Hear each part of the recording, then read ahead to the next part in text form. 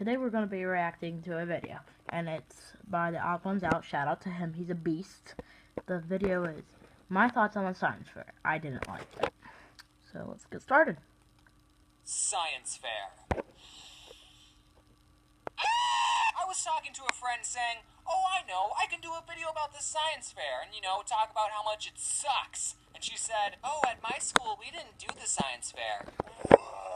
That got me wondering, did other people not do the science fair? So I did my own science experiment on Twitter. I ran a poll and asked you guys if you even did the science fair and whether or not you enjoyed doing it. And 58% of you said you didn't have to do the science fair. Like, that was way more than I expected. That's the majority. I've renamed this group of people the lucky ones. And when I asked if you enjoyed doing it, 21% of you said you did enjoy it, and 21% of you said you didn't. I know Twitter polls aren't the most accurate sources of data, but I think it's safe to say that this is a pretty split issue. Now, I'm in the 21% of people who didn't enjoy the science fair. And don't get me wrong, I love science. Well, okay, that might not be true. I really hated biology and chemistry. That was just a mess. But physics was okay. Maybe I don't like science. I just like space and watching these. Bill and Neil, they're my buddies. Except Neil did hurt my feelings one time. We'll get back to that later. Alright, so let me briefly go over what the science fair is for you lucky ones who didn't have to deal with that. Apparently, it's a very American thing, right guys? Mm-hmm. Yeah. Totally. Mm-hmm. Absolutely. Yeah.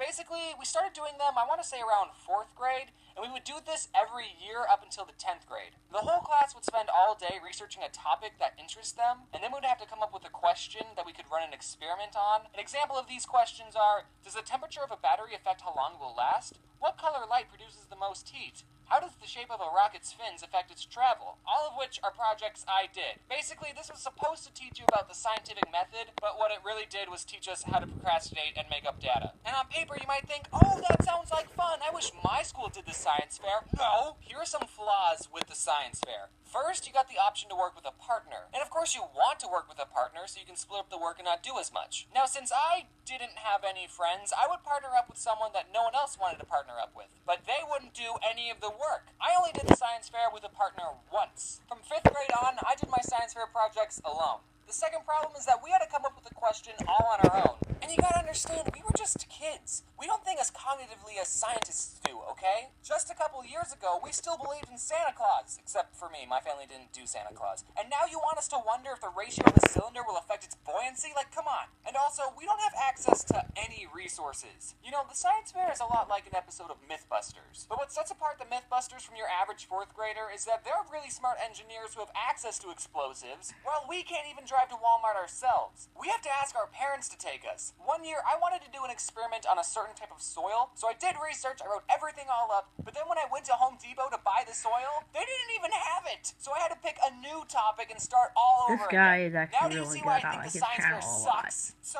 okay, I think it would have been better in elementary school if we were assigned a question. I know the whole point of these things is about discovery, but we're all stupid, okay? I guess if you're anything like me and you chose a crappy question, you'll have a bad science fair. My very first science fair, after all day researching possible questions, me and my partner came up with a question, what time of the day is the hottest? Now, I already know the Evening. answer to this Duh. question, and in 4th grade, I'm sure I already knew the answer to this question, too. It's noon. Like, I don't need to run an experiment on that. In fact, I can just go to Google and seriously just type weather, and boom, there's my data right there. No need for an experiment. But the science fair isn't just finding the answer to your question. No.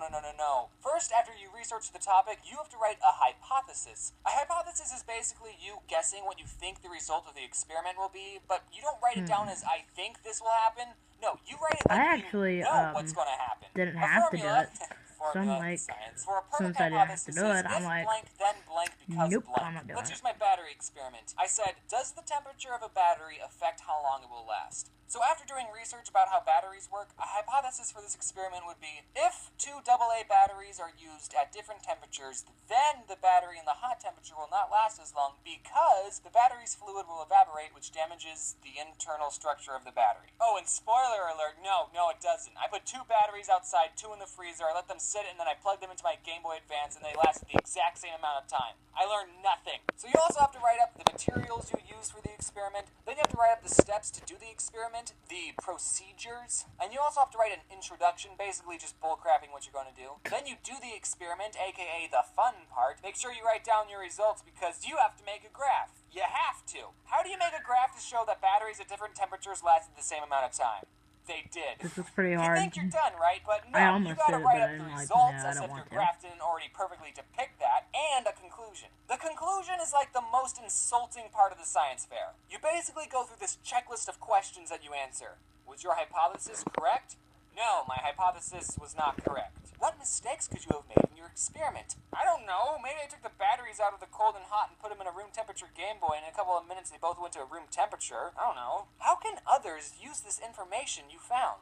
What do you mean? All the batteries lasted the same. I don't think anyone is going to put their batteries in their freezer to have literally no effect. Alright, and then you take everything you wrote, print it out, and then slap it onto a poster board. And everyone, and I mean everyone, would use construction paper as a border around the text to give the poster board a good aesthetic. I think the second most fun part of the science fair was choosing what word art font you would use for your title. Oh, and by the way, the teachers told us to have a creative title to catch people's attention. Like, that was part of the assignment. We got graded on the title. Basically, they were telling us to create puns for a grade. If you're doing a project that's measuring plant growth, Ready, Set, Grow, that was a very popular choice. And then everyone took their poster boards and presented it in front of the whole class. Those were the 3 most boring days of science ever, except for the day you presented. That was the most stressful day. And then after all of that, everyone in the school put their poster board up in the cafeteria, and, you know, then it was fun to walk around and see how other people decorated their poster board, and you could always tell whose mom helped them. So, overall, I didn't have a good time. Those 21%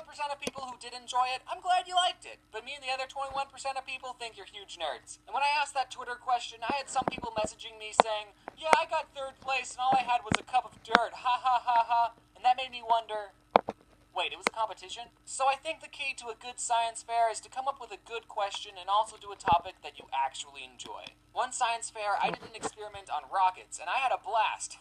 That would have been a good title. But for another year, I did What Color Light is the Hottest? I just shined a lamp at a thermometer and switched out the bulbs. I know I'll let Neil say what he thinks about that whole project. Okay, red light is warm.